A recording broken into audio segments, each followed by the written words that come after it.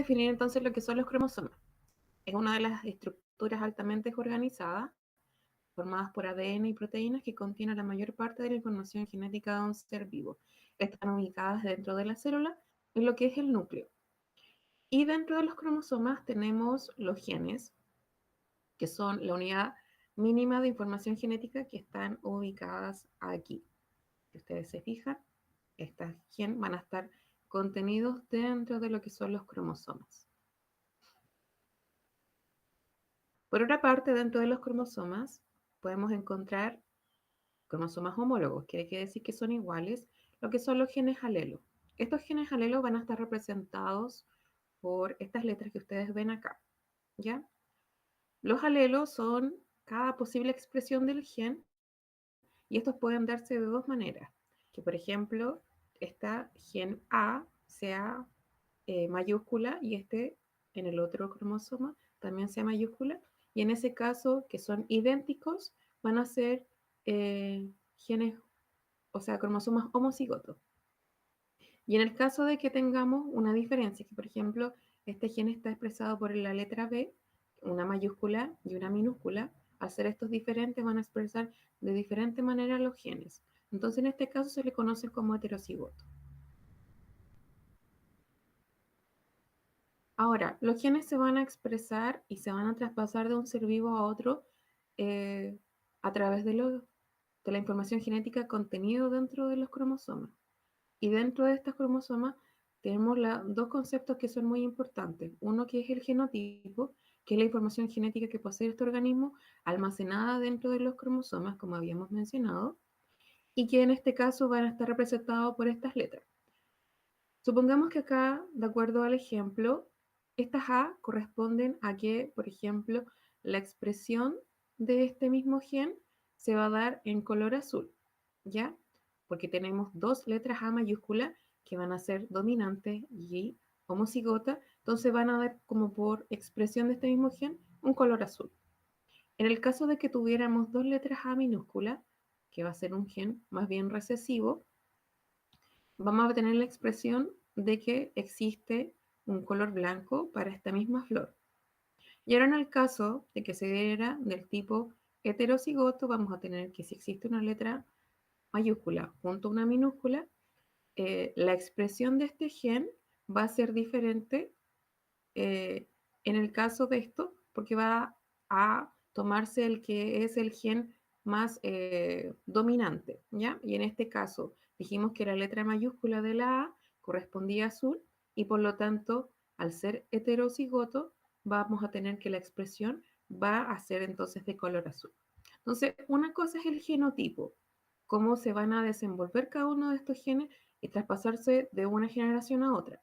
Pero por otra parte tenemos lo que es el fenotipo, que va a ser la expresión del genotipo en función de un determinado ambiente. Entonces, en este caso, en lo que es el heterocigoto, que es diferente a los otros anteriores, se va a expresar solamente en el color en este caso que corresponde al gen más dominante, que lo tiene en este caso el homocigoto. ¿Ya? Vamos a hablar también acerca de lo que es la selección natural. Y este eh, concepto proviene de Charles Darwin, que es un naturalista británico que propuso la teoría de la evolución por la selección natural. Él definió primero lo que era la evolución como una descendencia con modificación y que planteaba que las especies cambiaban a lo largo del tiempo, dando origen a nuevas especies, pero que todas estas podrían compartir un ancestro en común.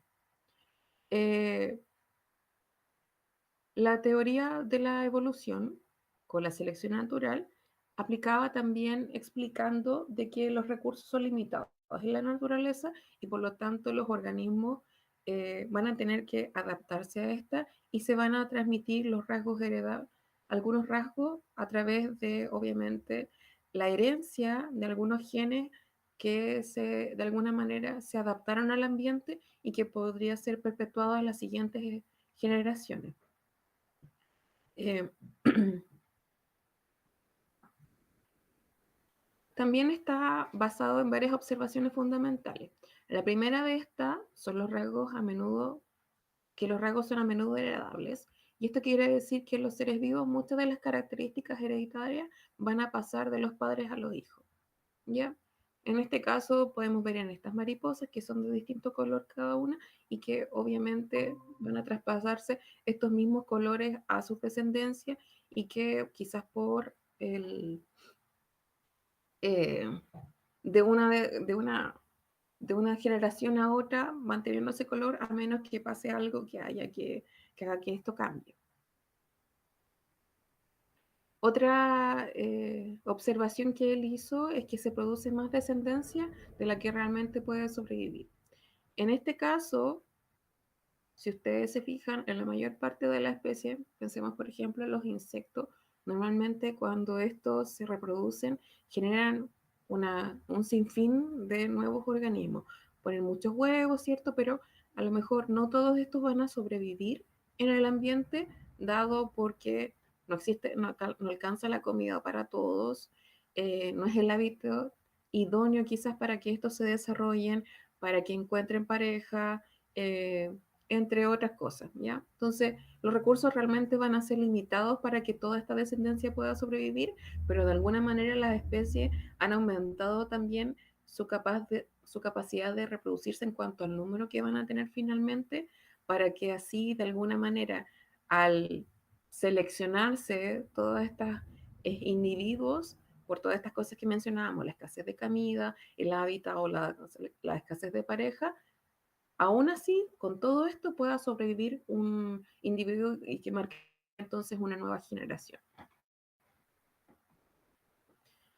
Otra observación que hicieron es que la descendencia varía en sus rasgos heredables.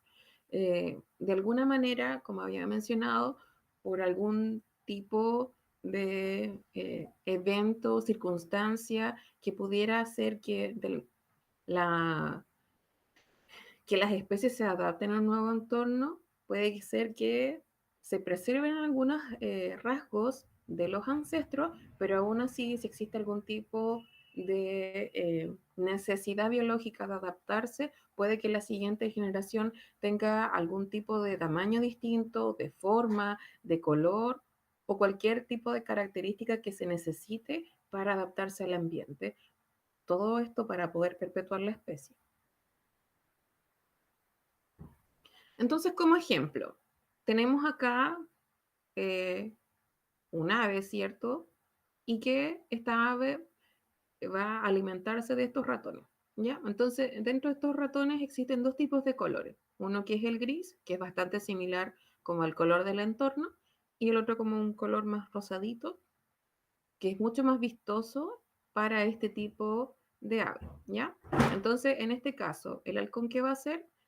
Obviamente se va a alimentar de estos ratones y va a seleccionar obviamente a aquellos que pueda ver de una mejor manera, que en este caso van a ser los rosados, eh, porque son mucho más visibles. Y entonces los ratones rosados van a dejar como de reproducirse en mayor número en comparación a los que son más oscuros y por lo tanto en las siguientes generaciones va a darse de que el color se va a ver afectado porque de esta manera va a sobrevivir esta especie, va a ser menos vistosa el ratón rosado, o sea, perdón, el ratón gris versus al que es el ratón rosado.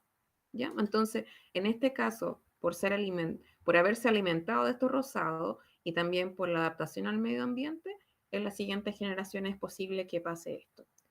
Algo similar ocurrió con las polillas, estas que uno encuentra como normalmente en la casa, que son como un color más o menos entre gris y cafecito. Anteriormente casi todas las polillas eran de color blanco, pero con la adaptación al medio, después de la revolución industrial, donde empezó la contaminación, las polillas también empezaron a modificar un poco su color para poder camuflarse de mejor manera y también ser menos vistosas para los depredadores que pudieran estar ahí.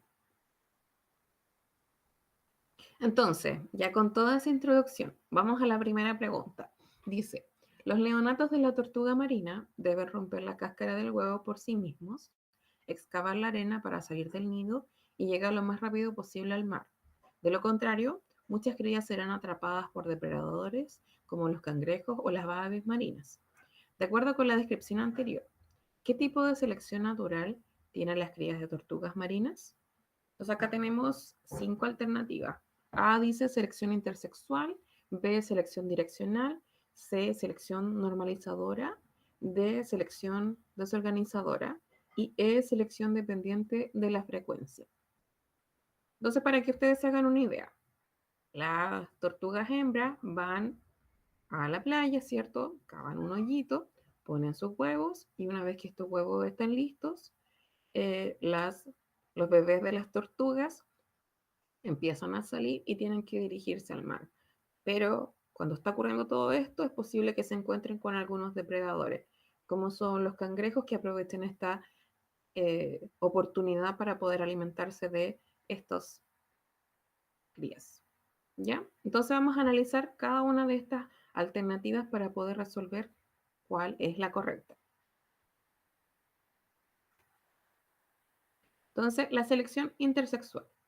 La definición de este concepto es que es un proceso evolutivo en el cual normalmente una hembra elige a un macho para parearse basándose en cuán atractivos sean los caracteres fenotípicos y es uno de los dos componentes de la selección sexual.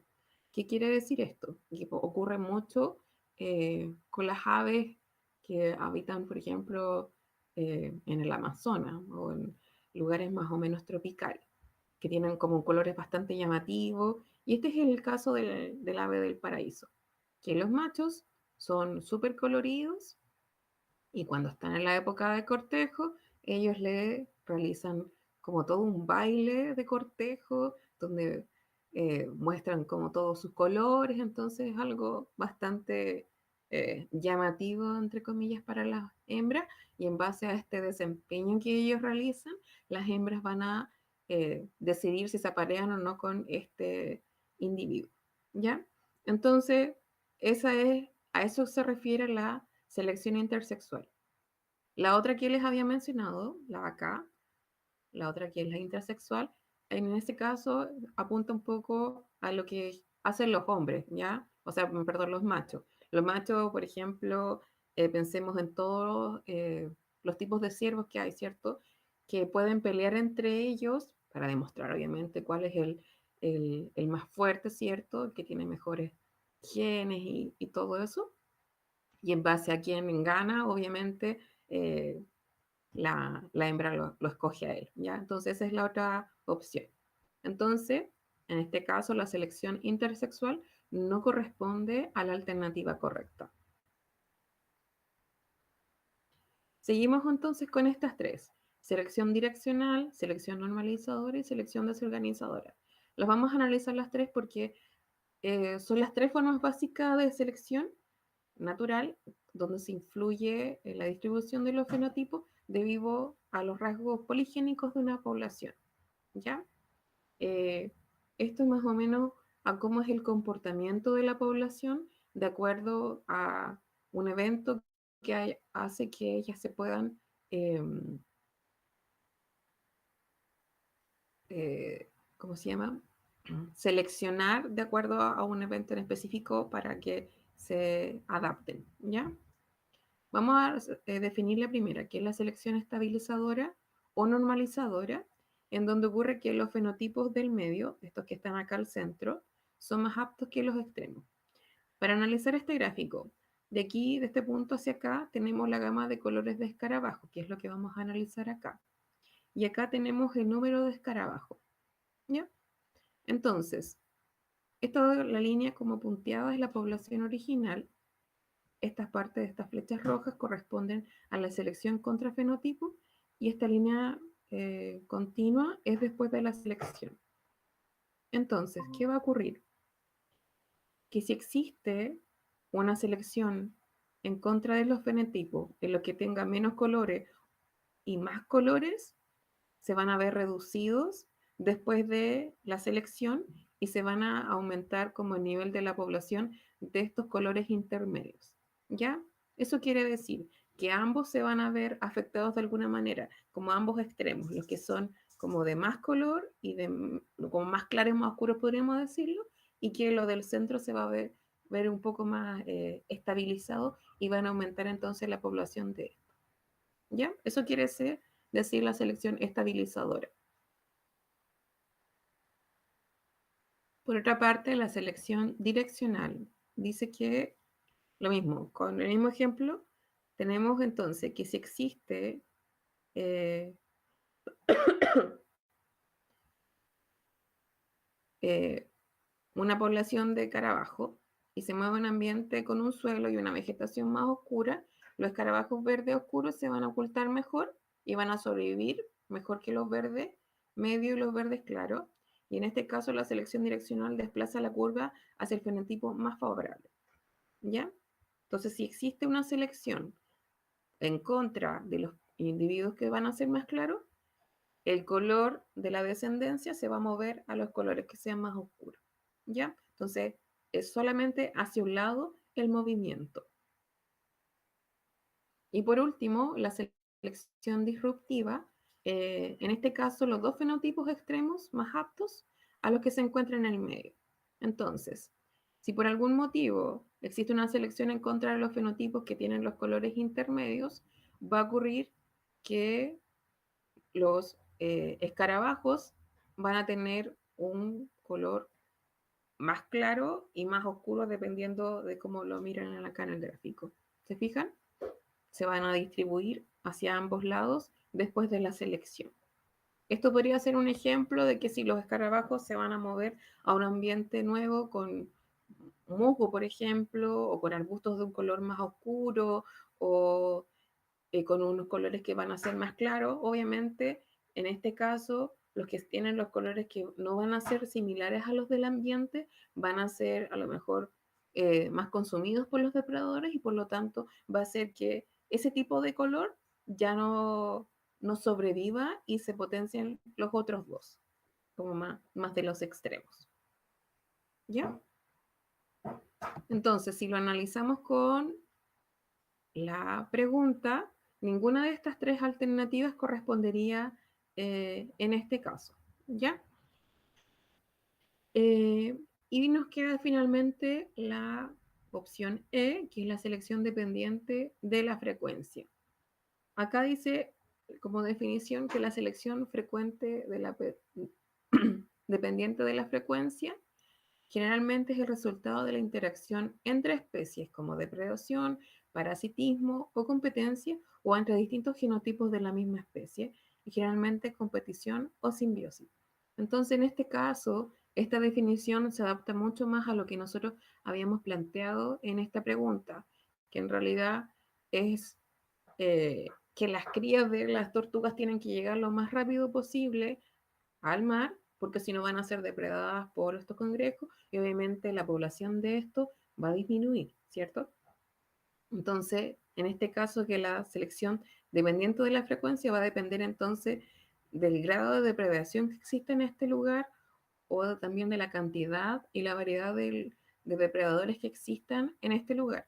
Como lo había mencionado en la pregunta, que podría ser tanto como los cangrejos o las aves marinas.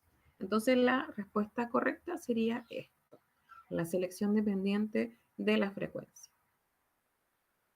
¿Hay alguna duda hasta el momento? ¿Vamos bien?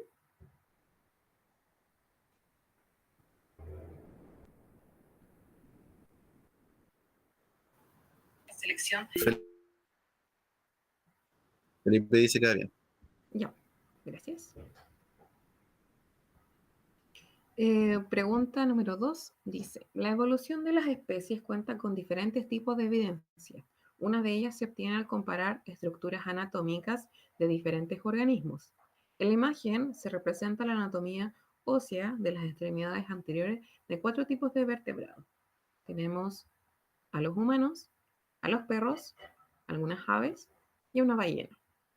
Si ustedes se fijan en esta imagen, tenemos que cada una de estas tiene básicamente casi el mismo tipo de estructura, solamente que están dispuestas de manera un poco diferente, con diferentes tamaños, pero eso es más o menos lo que esta imagen quiere decir.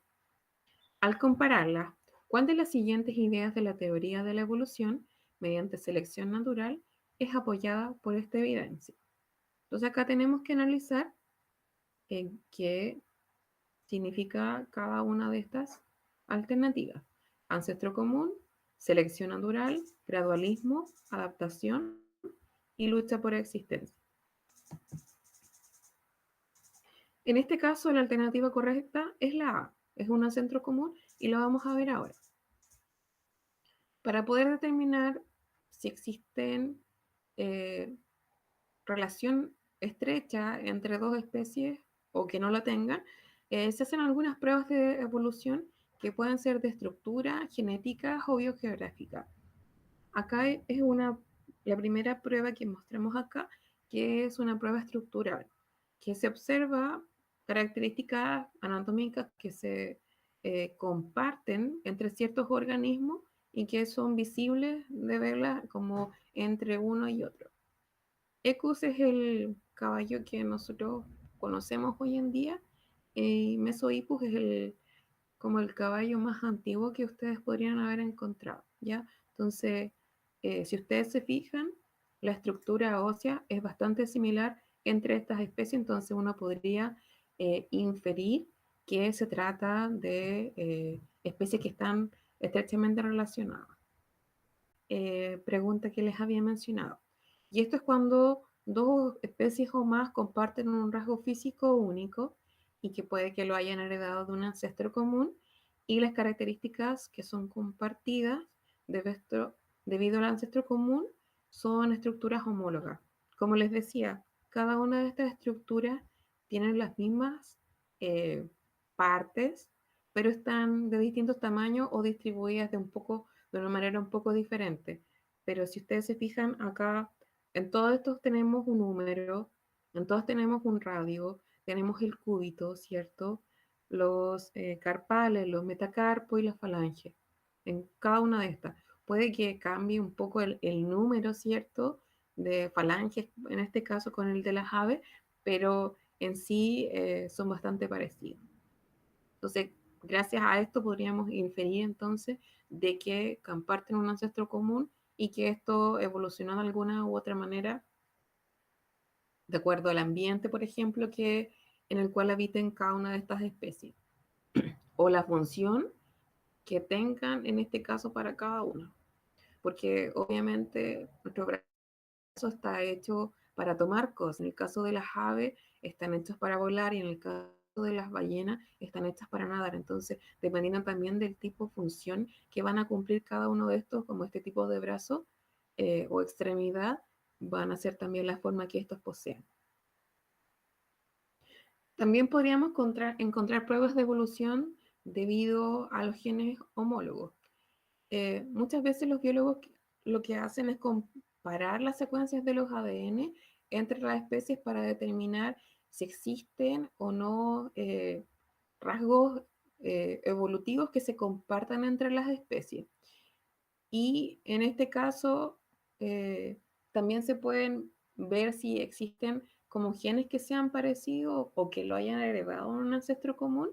Y mientras más diferencias existan del ADN o de la molécula biológica que se analice, más distantes van a estar estas relacionadas.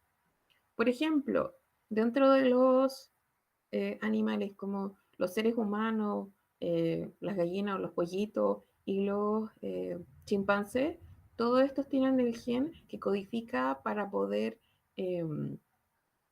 desarrollar la insulina, que esta es una enzima, ¿cierto?, que ayuda al tema de el control del azúcar dentro de lo que es la sangre. Y en este caso, si comparamos eh, la similitud dentro de lo que es la insulina entre los seres humanos con los pollos y también los chimpancés, comprobamos que en el caso de la insulina tiene un 64% similar entre lo que son los humanos con los pollitos y en el caso de los humanos con los chimpancés es al 98% similar entre estas dos especies. Entonces, en este caso, podríamos concluir de que obviamente existe una relación mucho más estrecha entre el humano y el chimpancé que entre el humano y los pollitos. ¿ya? Entonces, esto podría ser otro tipo de prueba de evolución mediante los genes homólogos.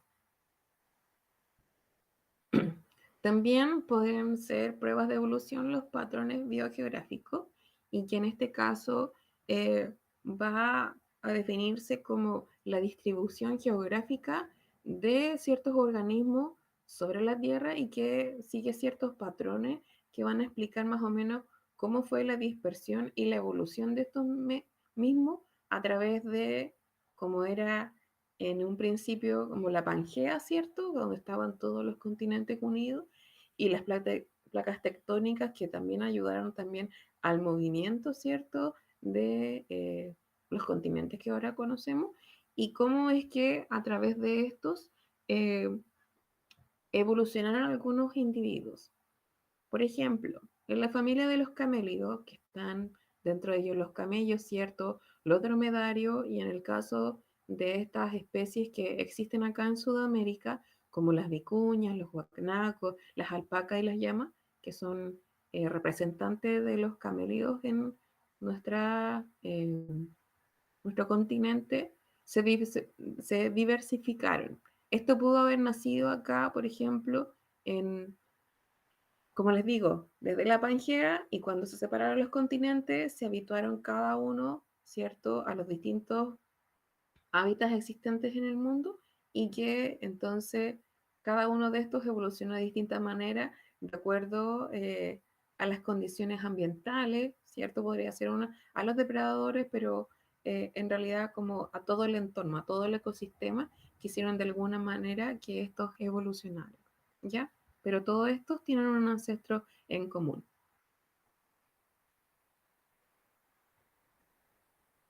Otra prueba de evolución son los registros fósiles, que es como la forma de conservación de algunos organismos o los rastros que estos dejaron de que existieron en algún momento, pero lamentablemente a diferencia de los anteriores, esto no es un registro más o menos completo porque no todas las especies se fosilizaron y también lleva mucho tiempo estudiarla y encontrarla a las que realmente se fosilizaron.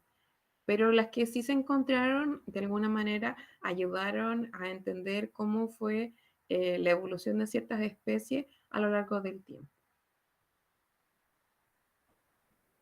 Entonces, eh, en este caso, ya dijimos que correspondía a un ancestro en común. Selección natural no correspondería porque está dentro de lo que es la pregunta. Esto obviamente va a corresponder a una selección natural, pero como que es un nombre muy, muy amplio, tendríamos que hacerlo un poco más específico y en este caso habíamos dicho que correspondía a un ancestro común. De todas maneras, vamos a ver a qué se refiere lo que es el gradualismo. Y el gradualismo, también expuesto por Charles Darwin, que estaba profundamente influido por la lectura de los principios de geología de Lyell. Y en este caso, Darwin realizó una teoría de que el proceso evolutivo debía ocurrir gradualmente y no por medio de saltaciones. Como podemos ver en esta imagen, la parte de arriba es lo que es el gradualismo y esta parte de acá corresponde al equilibrio intermitente. Darwin lo que decía es que el gradualismo hacía ver de que existía una diferencia entre la misma especie o que ésta haya evolucionado en el tiempo eh, con cambios más o menos graduales. Por ejemplo, acá vemos como especies intermedias, podríamos decirlo, entre desde la que se comenzó, desde los ancestros, ¿cierto? Hasta la que finalmente se obtienen en esta línea de tiempo, ¿ya? Pero existe otro tipo de teoría de que existe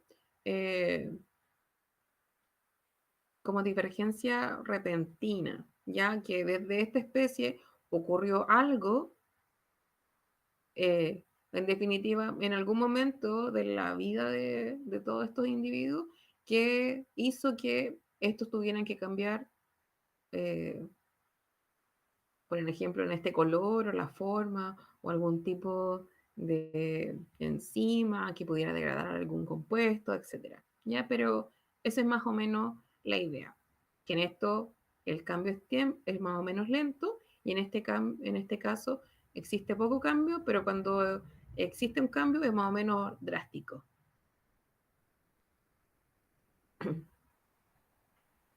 Tenemos la alternativa D, que se refiere a la adaptación, y la adaptación biológica es un proceso fisiológico, rasgo morfológico o modo de comportamiento de un organismo que ha evolucionado en el tiempo mediante la selección natural y que permite que sus expectativas de vida a largo plazo puedan incrementarse. Y en este caso pueden ser fisiológicos o evolutivos.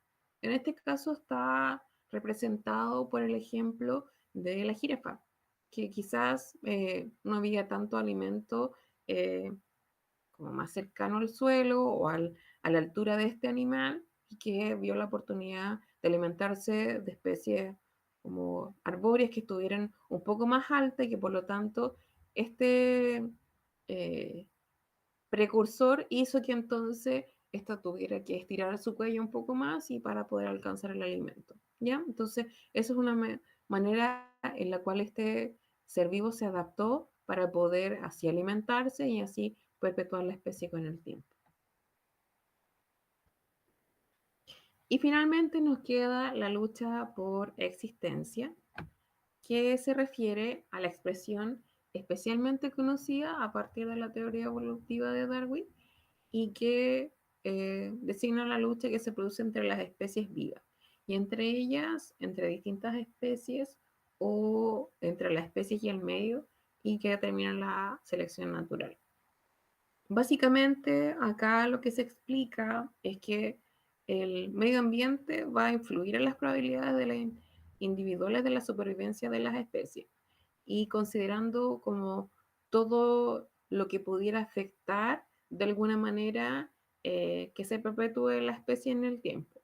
Por ejemplo, obviamente van a verse afectadas las especies si tienen depredadores, ya o, dependiendo del número de estos que existan, van a de alguna u otra manera controlar la población, en este caso, de este roedor, ¿ya? Acá tenemos una lechuza, ¿cierto?, que se va a alimentar de este roedor y por lo tanto, en ese caso, va a existir como una lucha por la supervivencia de esta. Si también el alimento escasea, va también a existir una lucha por existencia, puede que se peleen dentro de las mismas especies por el alimento, si este mismo escasea. O también la lucha por existir es de no encontrar a pareja y no poder aparearse y continuar así la especie. Entonces, en ese caso, tenemos estas alternativas por las cuales los seres vivos luchan para poder mantenerse y existir y por lo mismo que les decía, de poder perpetuar su especie. Entonces, finalmente, concluimos que el ancestro común es la alternativa correcta para esta pregunta. ¿Alguna pregunta?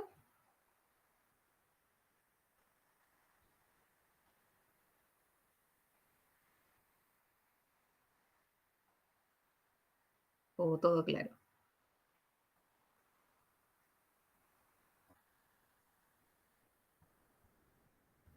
Pareciera que no. Igual.